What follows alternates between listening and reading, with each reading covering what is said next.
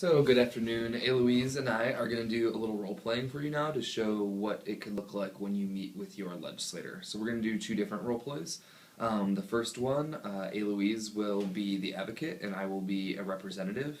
And this is what it might look like when you're meeting with a representative who cares about affordable housing, homelessness, and knows a lot about our issues, and might be a little bit easier to message our advocacy message to. So, we'll go ahead and get started, and Eloise will act as if she is coming into my office to meet with me.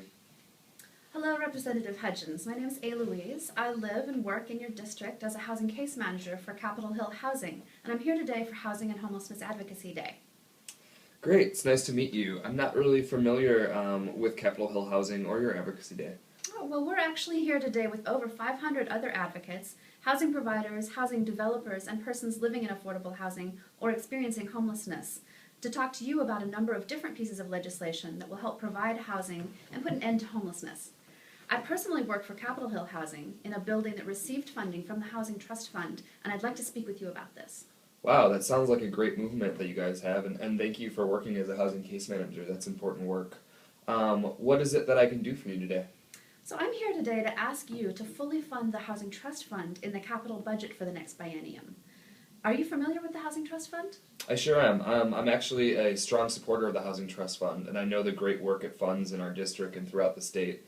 This is going to be a really tough budget year, though, for our state. We have a budget shortfall again, and we have the McCleary decision weighing on our budget priorities. That being said, I will be out there fighting for the trust fund. That is really great to hear. So it sounds like we can definitely count on you to stand up for the Housing Trust Fund. You sure can, but it would really help if you can get me some more data on how affordable housing units, how many affordable housing units the Housing Trust Fund has built throughout the state, and maybe even specifically in our district. And you know what would really be great would be a story from one of your residents living in your unit, so that I can really put a personal face to the Housing Trust Fund and what it does in our district. Great. Well, we'd love to work with you to get a story from some of our families living in our affordable housing units. I personally work with over 20 families in my building that would otherwise be on the streets or in shelters if it were not for the housing we can provide due to the Housing Trust Fund. So the success of these families is inspirational, and we are actually working with the Housing Alliance to help gather stories for our legislative leaders like you. We'll follow up with you within the next couple weeks to share some stories. Great. I also have a fact sheet here on the Housing Trust Fund. Let me highlight some points that may be useful to you. So the Housing Trust Fund has successfully built, rehabilitated, and preserved more than 36,000 healthy and affordable homes across the state. That's kept tens of thousands of people and their children in stable housing. And we know that stable housing has a big impact on educational outcomes too. And then investments in the Housing Trust Fund have helped decrease homelessness. The 2012 point-in-time count has showed an 11% drop in homelessness in Washington state. And also, the Housing Trust Fund currently leverages other sources of private and public sector funds at a ratio of $5.50 in additional funds for every $1 in state funds. Wow.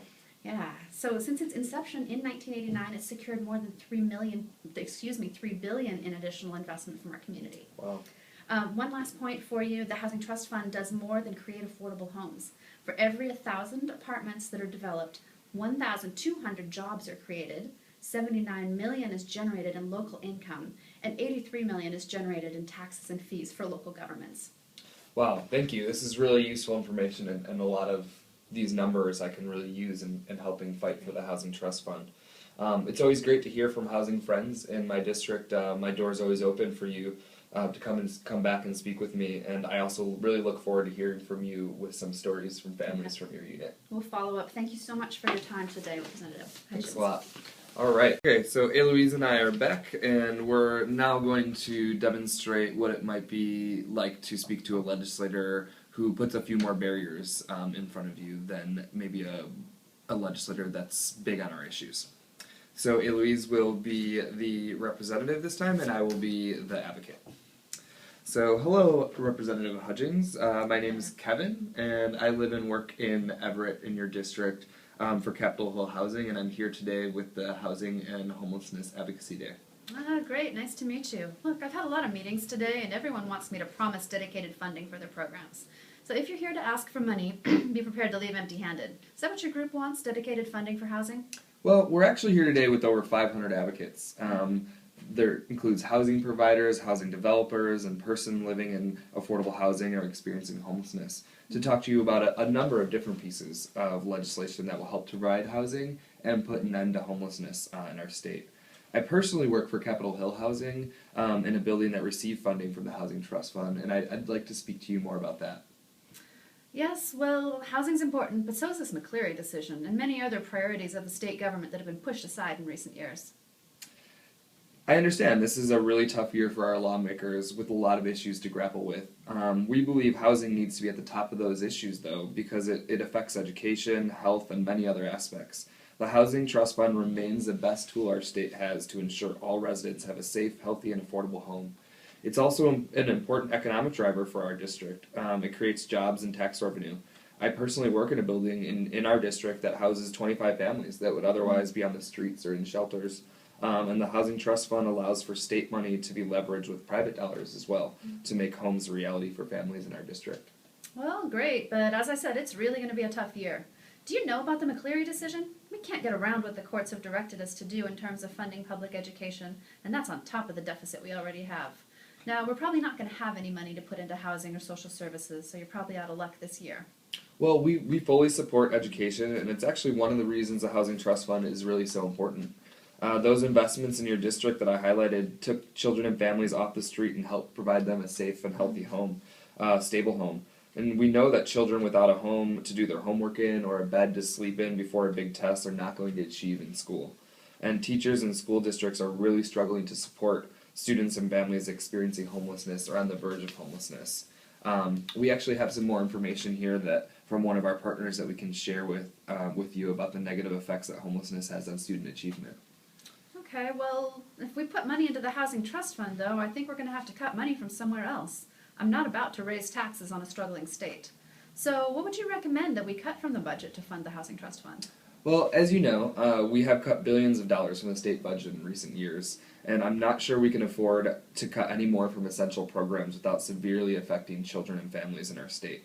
Cutting programs would mean children going to school sick because they have no health coverage or hungry because they don't have access to food. With new revenue, we can ensure we keep funding our current programs and investments, including the Housing Trust Fund. I hear that you're not for raising taxes, but we do urge you to explore and be open to other revenue options. Well, I can tell you I'll keep my ears open for ideas I can actually vote for, but I cannot make any promises. You know, if there were the revenue to do it, I'd love to be able to invest more in our local fisheries. I really think we need to support these local fisheries to help create jobs and stimulate the Everett economy. You're asking me to support the Housing Trust Fund. Can you help me with the local fisheries? I have to be honest, I'm a housing case manager and not really all that familiar with the world of fisheries. I would be glad to take some information if you have it and learn more about fisheries to see if I can support the idea as an individual. But today I'm really here as a representative of Capitol Hill Housing and as part of the Housing and Homelessness Advocacy Day, and I'm here really to advocate for the Housing Trust Fund. Well, on your priority list here, you have more than just the Housing Trust Fund. So is the Housing Trust Fund the most important? You really need to pick one priority. So is the Housing Trust Fund it? Though we believe the Housing Trust Fund is the best tool for building and rehabbing affordable homes in our state, we also believe that our other legislative priorities are really important as well. Things such as the Fair Tenant Screening Act help ensure that once those affordable homes are built, everyone has a fair and equitable chance to enter into them. We really can't solve the problem of a lack of affordable housing and ending homelessness with just one tool. We need many tools in our toolbox. Well, like I said, it'll be a tough year, and I'm just not sure the Housing Trust Fund will make it to the top of my list. I will, however, look over the information you provided and keep this conversation in mind. Well, I really appreciate the consideration, and I'm just wondering, is there any other information that I can get to you on the great work of the Housing Trust Fund in our district that might help gain your support? No, you can always feel free to send quality and reliable data to my office, and I'll make sure it gets attention. Great. I will bring this back to my organization as well as the Advocacy Day organizers, and we'll follow up with you in the next few weeks with some more information. Thanks so much for taking the time to meet with me today. Sure, thanks for stopping in, and remember, we are in a tough spot with the budgets this year.